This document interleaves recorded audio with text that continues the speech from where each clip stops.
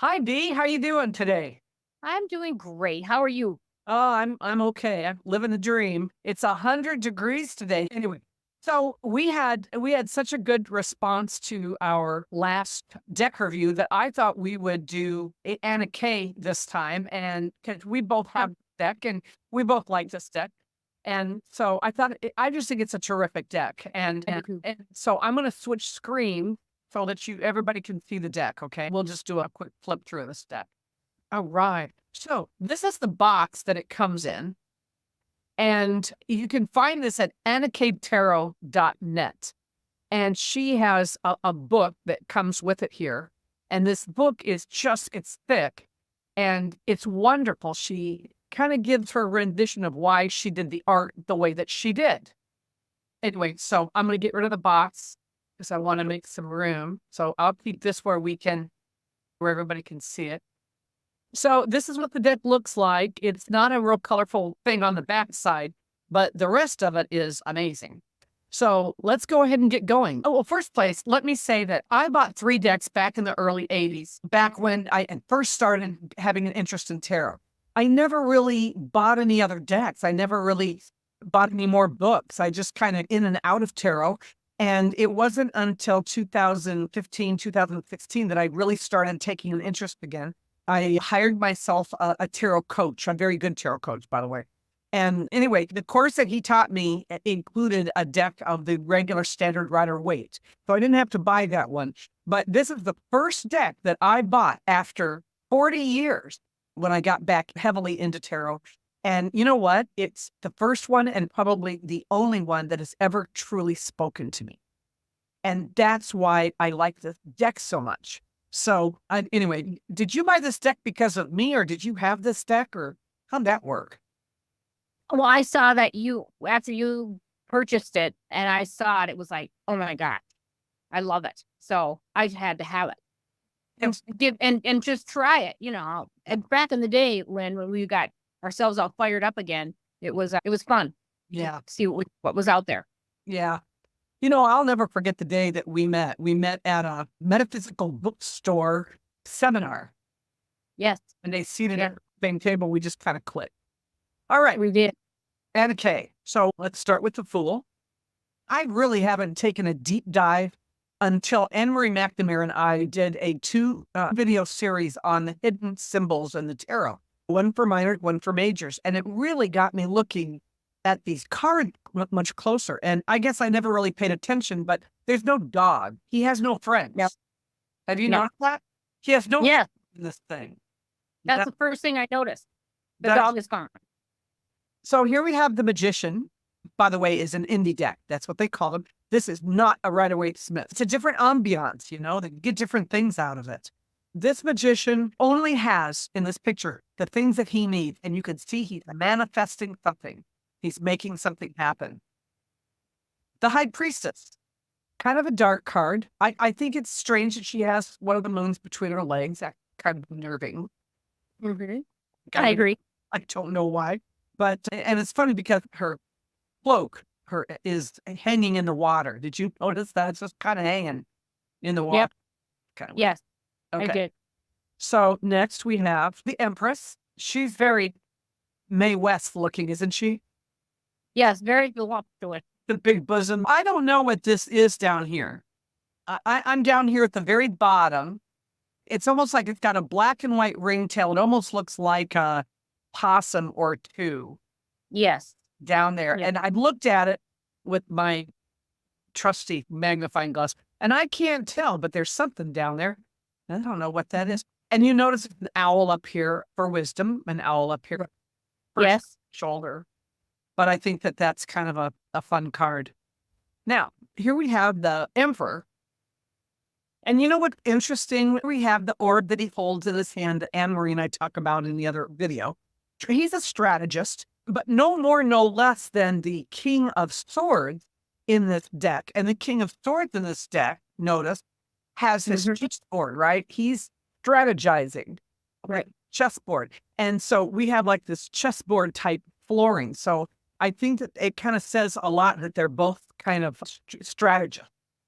And Yeah. so, yeah, anyway, that's that one. Next, we have the Hierophant. Now, interesting, we're missing his entourage here, aren't we, Yes. Glenn? But the fun thing is he is holding the key. And to me, it was always the major thing about this card anyway. He holds the key to something. And so when you're looking for evidence in a reading, it's like he's holding the key. What is it next to? Right. The Lovers. Oh. Wow. Yeah, what do you think of what do you think about this Lovers card? Well, I think it's perfect as a love card. I don't see it as the traditional meaning of this card is commitment, or more is commitment. But I was just listening to Tom Benjamin. He improved his series on each card, and he was talking about this card today. I was listening in the car, and he sees it as the act of love of anything. You know, you could love your job, love your spouse, love your child, love your tarot deck, your new tarot deck. But it's loving something, and it doesn't have to necessarily be another person. And Correct. he feels that the Adam and Eve scenario that Arthur put into the Rider-Waite-Smith deck was just taking a little bit of agency there, because it had nothing to do with Adam and Eve. Right. Never has in the past. So he thinks there's a lot of things they added that just for themselves. But anyway, what do you think about this card, Dee? Well, I looked at it. Made you ask? What made me ask is it depicts older people. And does that mean a long existing unconditional love, or can you just look at it and go, yeah, this card means yes? Yeah, I do see a long-term commitment. It looks like they've been together for a while. Yeah. Yeah, I can see that. And I think that makes a lot of sense. So it isn't something new coming in. This is something that you are familiar with and you've had it for a while. Yeah. Right? I think so. I think that's the commitment or the long-term. It really brings home in that card. Okay. So here we have the Chariot.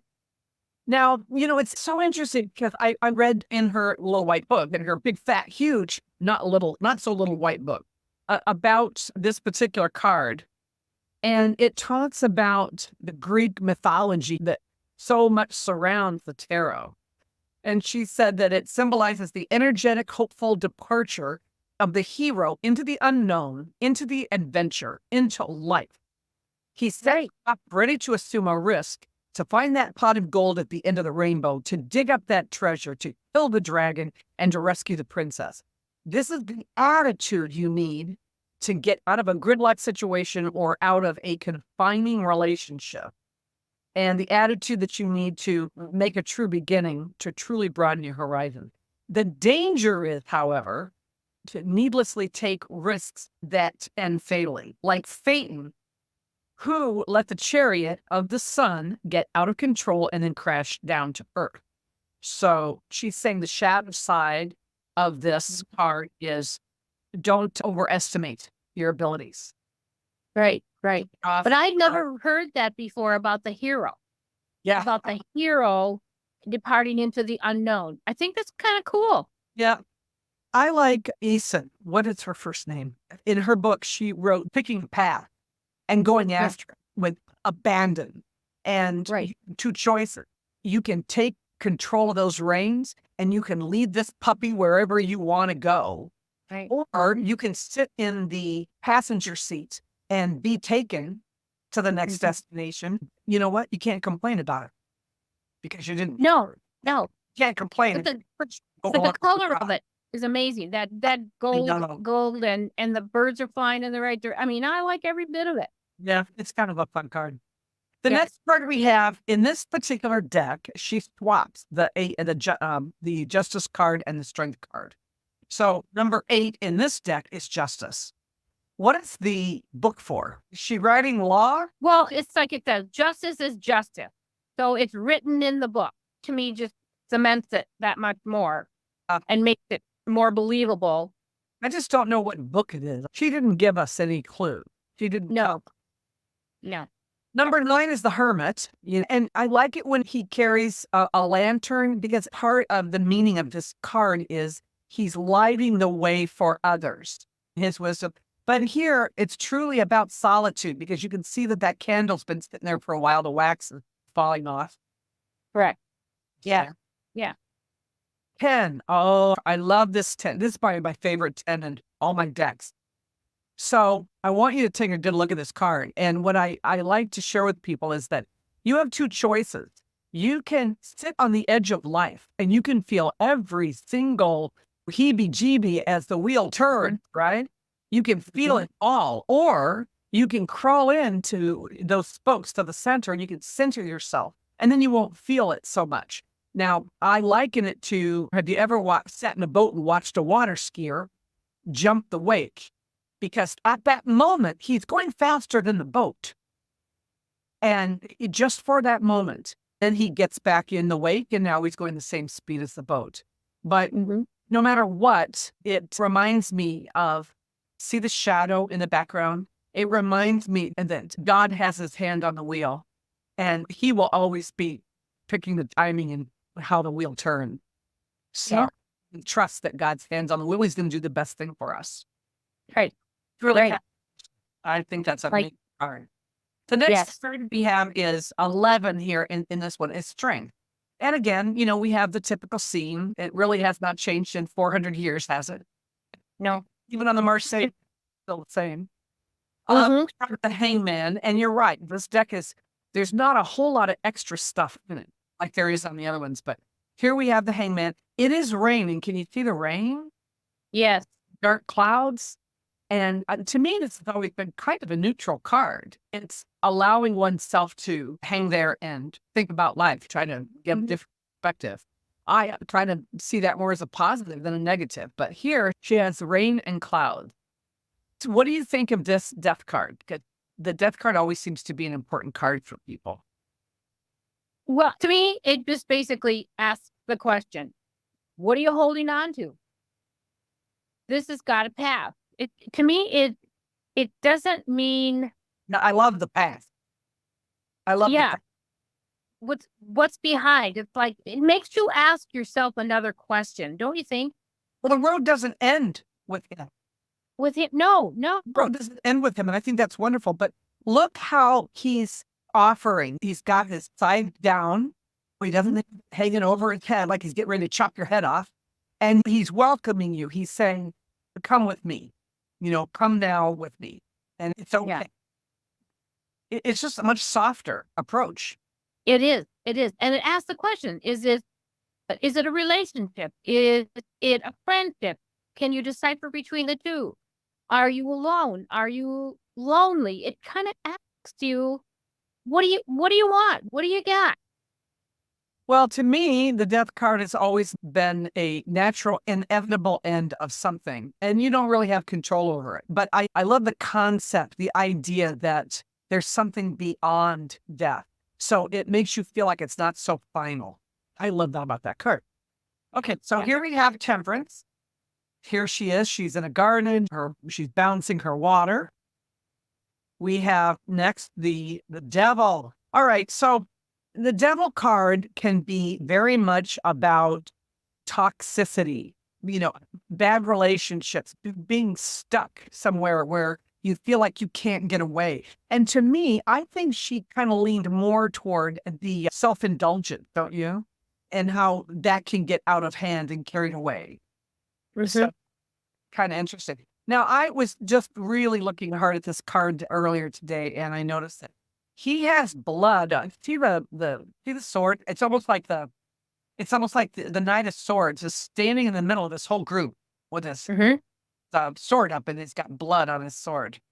Anyway, it's kind of a strange card, but that's It is. how she saw it. We have the Tower. The Tower is very typical, right? Yeah. Yep. Typical tower. Not very different.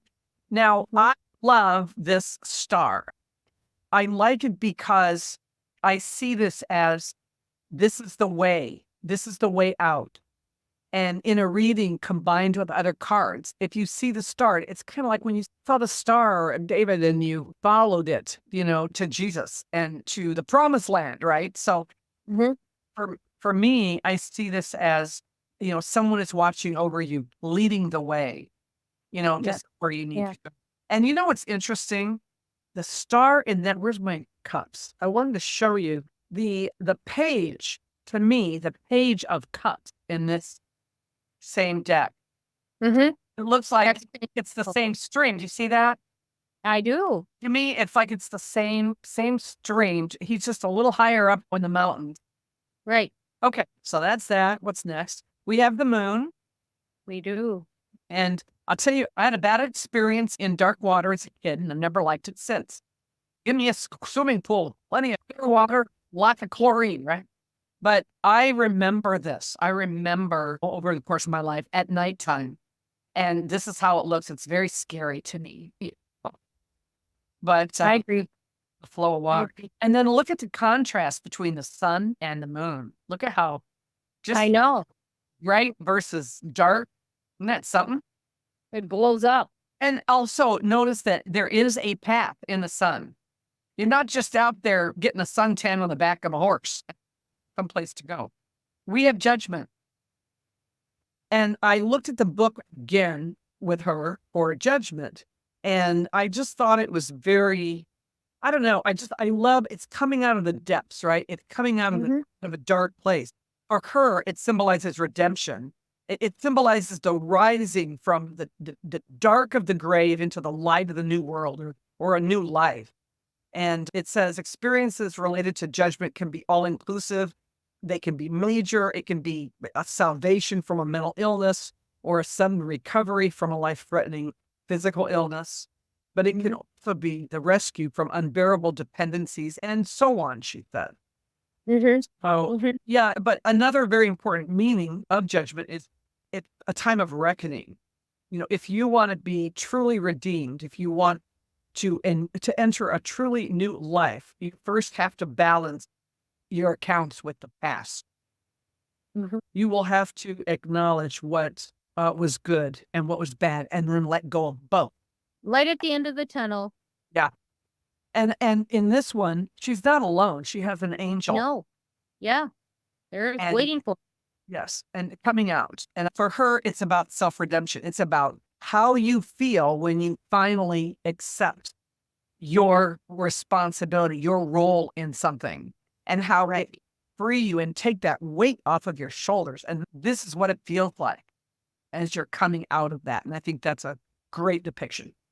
Yeah. Then we have the world. And I love this part.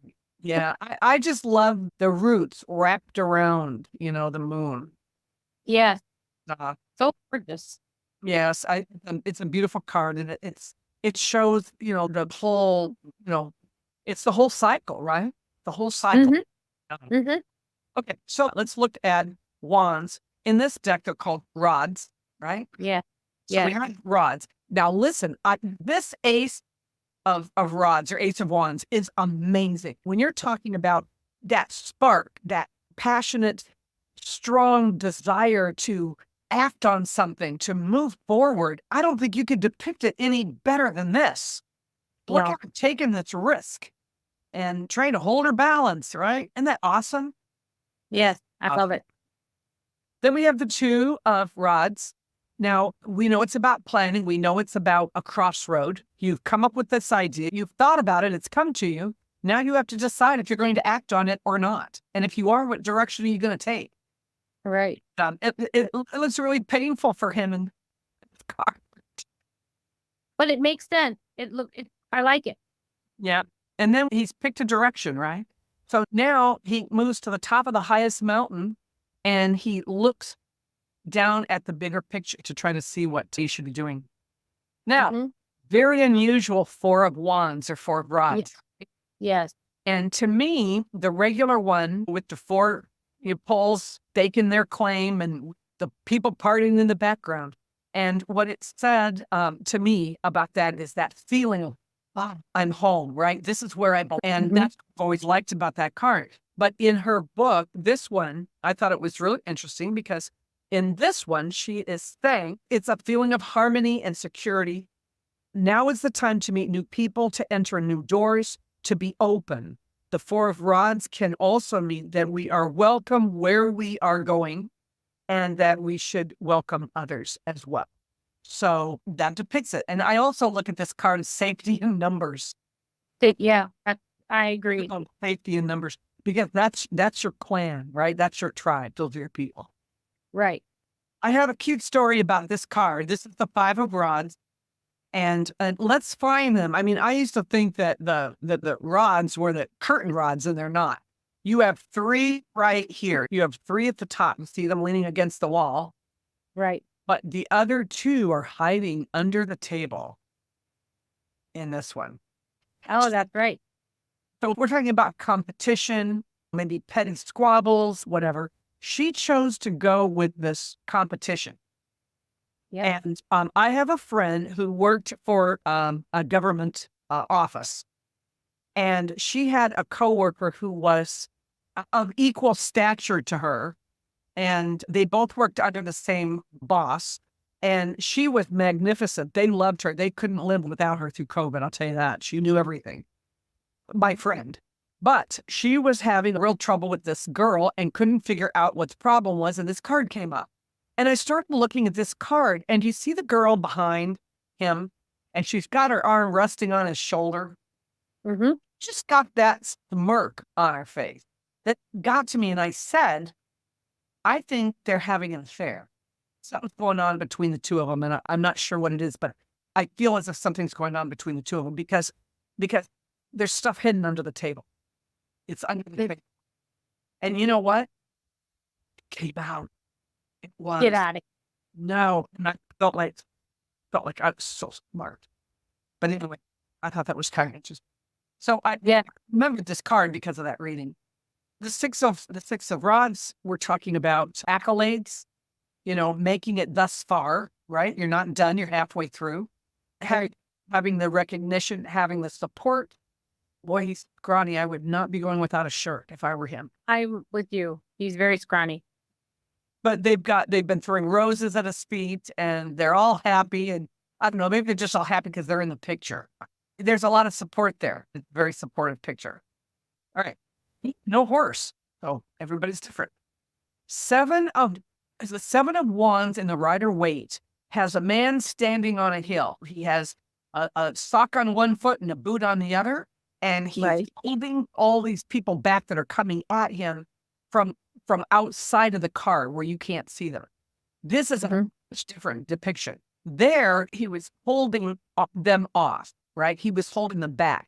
Here, he's actually in hand-to-hand combat, defending his ground, defending his moral stance, doing whatever it is that he feels the need to defend. So, a much graver situation here than it is in a regular Rider-Waite. Yeah, more at stake. Yeah. Look at this amazing 8 of rods or 8 of wands.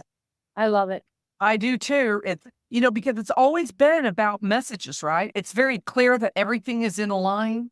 The news is coming in. It's just not here yet. So we don't know what it is. And this card depicts that. But what I think also is interesting is we have this curtain in the background. What is the curtain for? Well, I just happened to look at that curtain, and there are 8 curtain rings on that rod. Did you see that? Yeah, I see that. That's something. Anyway, big card. But it's like news is coming, and you just have to wait for it, right? And reach for it. And reach for it. Search it out. Don't sit back and wait for something to drop in your lap. Make an effort to reach for it. Well, she writes in the one thing about that, she goes, rods indicate that something will change at last. And I just happened to pick that up, and I'm just thinking, okay, so when the news comes in, this could be a big deal. But it doesn't say anything about how swift it is. Right. Yeah. So it could take time. We got the 9 of rods.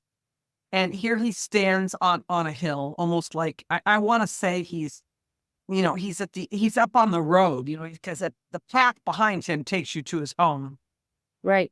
But he's not bloody. In most of them, he's got a big blood patch, and he's not bloody. But is he defending his ground? Is he or is he standing watch? Oh, he's just preparing. It's like he's adding up all the crap that you've given him.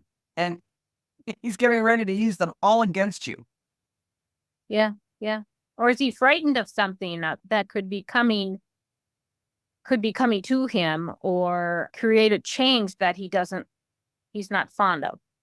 I love this 10 of wands or Yeah. rod because usually he's got a lot of weight on his back. Now, I usually see the 10 of wands in another deck where he's carrying that load. Right. He's either heavily burdened with all the responsibilities that he's taken on and sort of his own volition. They weren't just dumped on him. I mean, he said, hey, yeah, I'll do that for you. And then he gets down the road and realizes he's taken on too much. And now he's sorry that he said he would. This card gives you, boy, I'll tell you, you can feel this card. You can feel the burden in this card. Well, he needs to ask for help for all this that's coming at him. Interesting. So we have the page of rods looking, to the future, looking at what he's getting ready to embark upon. And, when he can finally get out of off that fence. Our knight of rods is no horse, but it's funny because he holds true to my rendition of him, which is kind of a bull in a china shop, right? He acts first and, apologizes second. But very interesting card. Mm-hmm. Queen of rods. I have a friend and I love this card. She's smart. She's witty. She can walk into a room, or in her case, a bar, and grab her. And she's absolutely beautiful. Even at our age, she's absolutely stunningly beautiful. But you know what? At the end of the day, she needs a man to, she needs a man to define her. And this is her in my book. If you can associate people, it's that frailty, that for all the strength that she has. But I always like my go-to on her is she will charm you into doing things her way. Mm-hmm. In this deck, this King of Rods, the only one that's on the move. Everybody else is passive. He's the only active king that we have in this group. But I think it's amazing because he it showed his true nature, right? He is going to charge forth and get things done. Yeah. Great. Yeah. So moving in the right direction. Then we move to the cups. And with the cup, when I had to decide what was spring, what was summer, I had a hard time because this card to me always felt like spring cups, and therefore the cups were spring. But not so now anymore. I've kind of gotten all through that. I think it was because of this card, because of the snow. The snow melting because the water is open. Cup. You have your two of cups, which is interesting because to me, the lovers is more about the love of two things, one or the other, where this is about two people. Right. About two people, not two things or two, frames of thought or whatever. But they're hiding something. It's always bothering me that they're hiding something in this card. Three of Cups, and it's a typical Three of Cups. They're getting along. I see I see this as getting together with my tribe and having the support and the love of my friends on the light side, and on the dark side, I see this as the mean girls from high school. Because I was popular group. Yeah. It looks like a Thanksgiving feast. It does, doesn't it? With the gourd. All right. So we have the Four of Cups. And it's funny because I've always thought of you. Your go-to for this is I'm not feeling it. And done that, hold it. He's got all these people setting all this food in front of him and somebody coming up behind him, they've got more. And he's just, he's apathetic about the whole thing. Yeah, it's too much. It's just too much. Yeah. So we had the Five of Cups, and as you can see, he's got broken cups in front of him. But what bothers me about this card is I'm counting 4 cups in the background. Yeah. On the ground. You see 1, 2, 3, and then there's one that's like hiding, like right by the sun coming up. And then there's one up on top. And then there's 2 broken. It's like, I don't get it. But I know there's cups everywhere. But basically, it's just like all's not lost. He's not even seeing those behind. He's wondering what to do with those in the front. So would you look at this and say, things are ruined, things are destroyed, but it should give you a different outlook. It should make you stronger. All's not lost. Yeah. Well, sure doesn't look like it in that picture. She made it pretty I, dark. I know. So this is how most people think of their past. They look at it lovingly with Yeah. rose-colored glasses, and all the roses, you know, and she's looking into this beautifully starlit sky. It's a dark sky, right?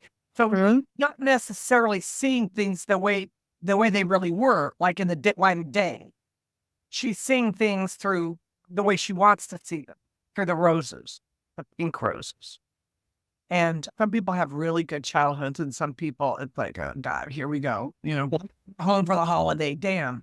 But God, I'm telling you, I have such a love-hate relationship with this card in most decks. But but to me, this is what people want to think of, when they think of the past Yeah. childhood. So we have not much different, this is, the Seven of Cups is kind of a typical. Here, here we have the Eight, and I think it's kind of interesting that she chose on this card. Sorry, I'm trying to get out of the light. There we go. She chose on this card to show his fate, as opposed. And how we know it's a man leaving, because I don't think I don't know. I've been known to have a mustache. I won't take care of it. To be a woman, Yeah. girl, get yourself to the wax lady. But we've got the cups in the background. But it's as if the problem that's being left behind, the situation that is no longer working for you, and so you're willing to go out in the night and to wherever it takes you, which doesn't even matter, because whatever it is, it's going to be better than where you are. But now see, she kind of turned it into a relationship. There's something being left. So is that his memory? Is that what he's leaving behind? Is the memory of that love? Or is there an affair he caught? He caught her. I don't know. Yeah. I know. You could go, well, you got, again, I'm the clarifier. I'd be throwing clarifiers on this bad boy. The Nine of Cups. The Nine of Cups. Happy time.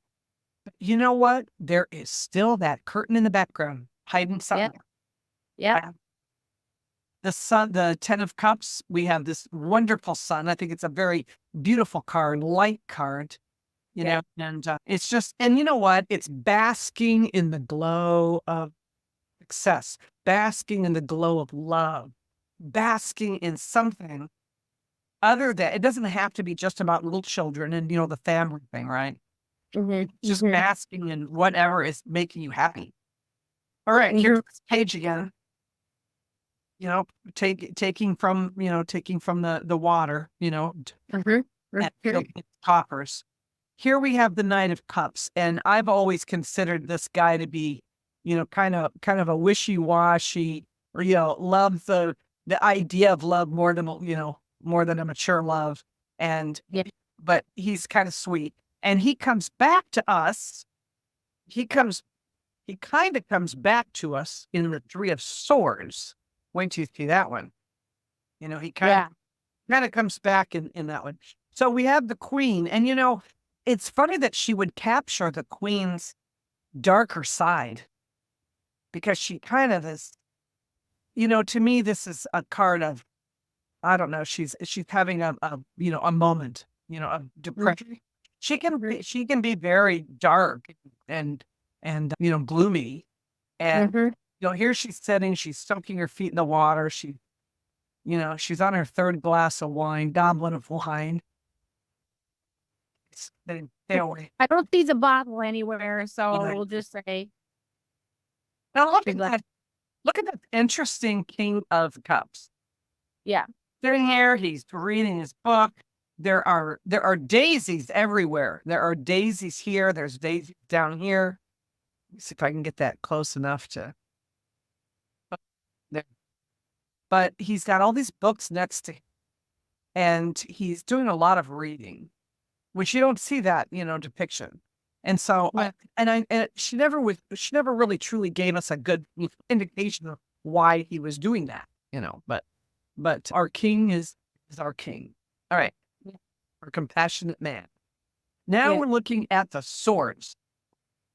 And, I like how she's reaching out. She reaching out saying, I have the truth and I'm not afraid to swing it right there, Right. but stop, don't come closer, give me the space that I need to tell the truth. I kind of like that. Mm-hmm. This is a great card, the Two of Swords, and different from the other ones. You can see that he's facing away from the turmoil that's outside that door. And those swords, just like those swords, are crossing his heart and protecting his heart and protecting his head, in a Rider-Waite Smith. So too are these swords protecting him from the mayhem and the tumultuous sea out that door. Isn't that interesting? It is, and he's so disconnected Yeah, very with much so. everything. Yeah. Wow. Three of Swords. We've got our again, she has decided that this is more about a relationship than an argument or anything else. But Yeah. you can see somebody is walking away and taking all of her swords and is with her. Well, you can see her feeling. She's really showing feeling in this. So is he. He's got that. Mm-hmm. Yeah. Got that Yeah. look. Yeah. Now, isn't it interesting with the 4 that she would, again, she's taking license by saying, this is how I see these cards. I see this card as a recuperation card more so than a disengaged, individual. Mhm. I see this card more for me as disengagement, walking away from a situation because you need time to think about it or you need time to, you know, get philosophical about it. But here Mhm. it's very much about, illness. And you know what? And this is, I hate to say this is a great deck for health readings because kind of stuff in. All right. Yeah. For 5 of Swords, boy, is he scary or what? It's the attitude, right? Yep. All added. I So mean, who did what in this card? You almost have to say, is he saying, don't do it again? I don't know. They I don't know. created the fire or what? I don't know, but you know what? Everybody in every other card is, he's alone, right? He's alone and he's not handling the situation properly. And he's not alone. He's got somebody back there raising a sword, a bloody sword at that. Oh Yeah. my gosh. And then if you'll look, you've got dead people stabbed laying down in the background. See, in front of the fire? I do see that. Never really paid attention to that before, but here they are. Really? So, Well, she and this boy are next. It's like, it's overkill, right? To me, the card is very much overkill. So who's the wrong guy? Who's the right guy? You know what's funny? When I had gotten this card, this Six of Swords, more times when I get women in my booth, like in late summer, early fall, their children are going off to college. And Oh. 3 times, but and a woman wanting to know if her child was, going to be okay for the rest of this year. And I went, I get this card. It's like, oh, they just went off to college. Yes. How did you know that? Well, the card told me. So I think card in spirit figures is my off to college card. So I get that a Yeah. lot. Now the 7 of Swords being deceivious, right? Being deceivious. I don't know. To me, this is a strange card. Yeah. I think Yeah. it's like he's taking all the swords. I thought he was supposed to leave something behind. One, Yeah. You only take when you needed, all right. but that too. Where's the 7th sword? I see 2 in the bucket with the jewels, and I see 4 in the bag. So maybe that's what he left behind. He left behind 1. He only left He's behind greedier one. than the next guy. Now, I have a story about this card. It's so stupid. Stupid. So I had just started reading again, right? Really taking it seriously. I'm thinking around, for my career and all that stuff. And so I was sitting with my coach and we were going through this. I made him use this deck a few times because I just loved it so. And we were talking and I pulled this card and I said, I said, in all the other cards, her feet are not bound. Her hands are really not bound. She could untie herself. even if she couldn't untie herself, even if she was blinded, she could still walk away. And in this card, she can't even walk away. No. He said to me, Lynn, he said, you're looking at the mirror. She's not tied up at all. And I never really noticed the lady in pink. What she sees when she looks in the mirror. Right. That just became such a big deal for me. And how we see ourselves. And I think it's just such an amazing depiction of how we see ourselves, how we criticize ourselves so unmercifully. So do you see, I only count 7 swords. 2, 3, 4, 5. Wait, I see 2 in the back. I see 2 here. 3, 4, 5, 6, 7. Yeah. I need one more. Is there one link? I see it at the bottom of the mirror? right there. It's like that's it. Can't see the handle. All right, we got a different view of it, but very much typical Rider-Waite. Yes. The 10 of Swords, kind of makes a point, doesn't it? A little bloody, but it does. He's getting up. He can still walk away after everything he's been through. He still had the ability to get up and walk away. You can walk I like it. If he can walk away from that, you can walk away from anything. Yep. Love that. I like. Okay. This adorable creature, this Page of Swords, is practicing on a scarecrow. Yeah. That's adorable. He's preparing. And to me, I see this card as preparing. I see this come up with believe it or not, with the 6 of Swords. These kids going off to school. They're preparing. They're preparing to go do battle on the books. This could be preparing to do battle on anything. Yeah, I like it. The Knight of Swords in this deck is, he just burned somebody's house down. Yeah. So I just don't really have a lot of sympathy or empathy for him. The Queen of Swords, I used this as my go-to when I was the Queen of Swords tarot for so long. But, I love her. I think she's very regal, and I think she's, and see how it's winter. So she's cold, right? That cold feeling or sense. And then we have a card I've already shown you, which is a very strategic king. Yeah. So those are we have one last pile here, and that's going to be Pentacles. And it's just adorable, some of the way that she's done this. I mean, listen, you have to work for your treasure. With Pentacles, it's very earthy, and look how dirty he is. Yeah. Yeah. And anyway, but you'll find it, but you have to dig for it. You have to work for it. Right. Here we have. Go ahead. What were you saying? I just said it's a hidden treasure. And that could be too. Yeah. So rather than balancing on a, very unstable rock, here you are having to do that balancing act with everybody watching. I know. This card's so I would call this this is a situation. So here we have, and my card's actually getting dinged up. I've used this card so much. I like the fact that he's on a ladder, this 3 of Pentacles. He's working by himself. He doesn't have anybody, he doesn't have anybody else working with him in this card. But I do feel like it's a step up for him because he's typically on a ladder or a step stool or standing on the bench above others. So he's trying to step up to the situation. Now, this is an amazing 4 of Pentacles, don't you think? Instead of him just sitting there hugging everything, I think that you can see in the Rider-Waite that he's sitting off by himself. He's left the city in the background, right?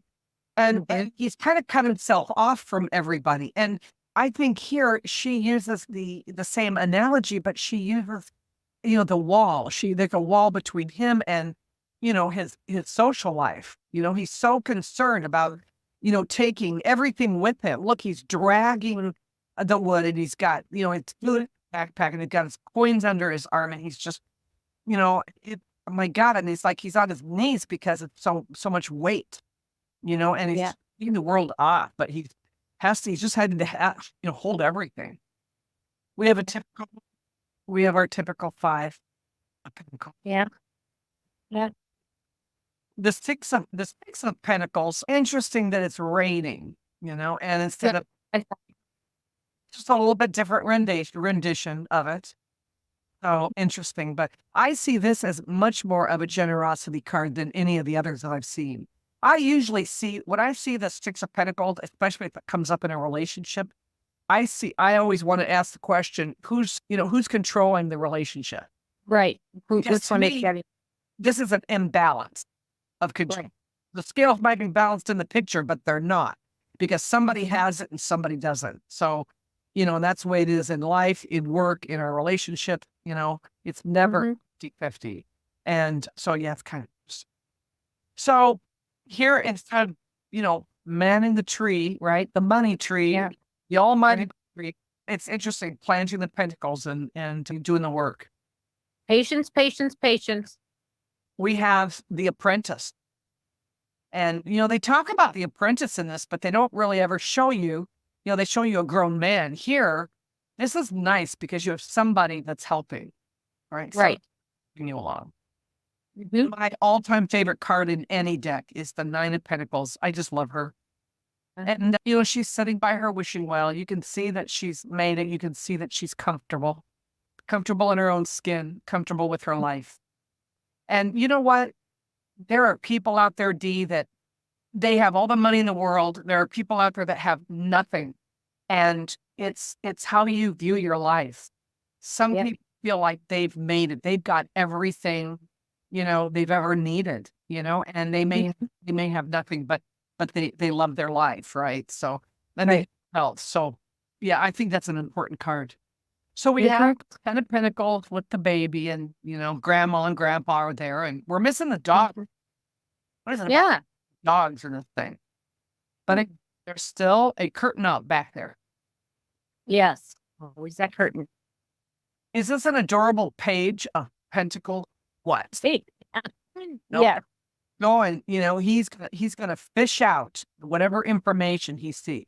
I always Page of Pentacles as a student, but I Yeah. mean but think about that whole thing. Teach a man to fish. You know, No. To me, it's patience too, because he's he's methodical in what he does. well, yes, and Pentacles, of course, are very methodical. You Mhm. want to talk about somebody sitting down on the job? Here's your night. Yeah, and he's smiling about it too. He's like, yeah, Yeah. for a while. Love it. Yeah. Yeah. Solid foundation. We have our Queen of Pentacles. She's lovely. Yeah. A lot of food around her. Foodie like me. And she's a little bit bigger than the other queens. She eats a little more. And then we have the guy that can just make it all happen. Right. Here's our King of Pentacles. This is our financier. The guy that's gonna, this is the guy Yeah. that's happen. This, And there's hurt behind him too. yeah, there is. This is Anna Kay, Mhm. and it's an awesome deck. And you can find this on Amazon. So that's what we have. Dee, what do you want to do next? Oh goodness. I actually came across the animal totem. Tom Benjamin, he has cost me so much money. He said, never mind the cards, buy the deck for the book. I sat down and read it. I took it on a little trip and read it. It was just brilliant. Oh my gosh, Leon, how many do I need? I And know. this animal totem is brand new. I have never opened up the deck. So How long have you had it? I had it. I didn't know How- I had it. I forgot. I don't know. Probably somebody gave it to me and I just put it to the side because I was involved in something else. But I am going to read this animal totem. Animal Totem, and it's by Lisa Robertson. Yeah. Yeah. And I'm going to tell you, it is so sweet, and it's a different animal, but she equates it back to here's why. Here's how it relates. Let's do this one like in a couple of weeks, 2 or 3 weeks down the road. Okay. Let's do this one. If I think that would be like a fun one. You, This yeah. good. I mean, you should have like every deck that I have. Well, I would think I would, but I'm anxious to get a couple of the new ones. I want, like I said, this last one we talked about, it should be fun to just to go through and see how others depict their Yeah, how a card should read. that's right. Well, okay. Third Tuesday of every month, we are in a tarot readers podcast. There's 5 of us. There's only going to be 4 this month, but we're going to talk about various cards that either bother us or we're having a tough time, like putting it where it needs to be, whatever. So anyway, everybody, if you stayed this far, if you liked this video, please give it a thumbs up because that's how we get noticed. And it's been great. And you stick around. We'll say goodbye to everybody else. And see you on the next video. Bye. Bye.